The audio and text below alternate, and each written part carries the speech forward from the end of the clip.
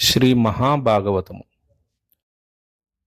పోతనామాత్యుడు సరస్వతీదేవితో ధైర్యంగా తన నిర్ణయాన్ని ఇలా వివరిస్తున్నాడు.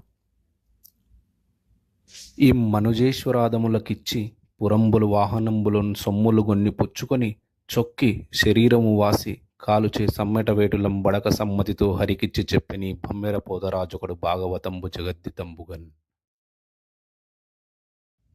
విశ్వశ్రేయస్సును చేకూర్చాలనే సంకల్పంతో విరచించిన ఈ భాగవతాన్ని అదములైన మనుజేశ్వరులకు అంకితమిచ్చినవాడు దానికి ప్రతిఫలంగా అగ్రహారాలు, కొన్ని వాహనాలు, కొద్దిపాటి సొమ్ము పుచ్చుకొని ఆ పిమ్మట నీరసించిపోయి శరీరాన్ని విడిచిపెడతాడు. పిమ్మట యమధర్మరాజు చేతిలో సమ్మెట దెబ్బలు తింటాడు. ఆ దుస్థితి లేకుండా బమ్మెర పోతరాజు తన భాగవత మహాకావ్యాన్ని పూర్తి విశ్వాసంతో ఆ శ్రీహరికి అంకితం చేస్తున్నట్లు చెప్పాడు.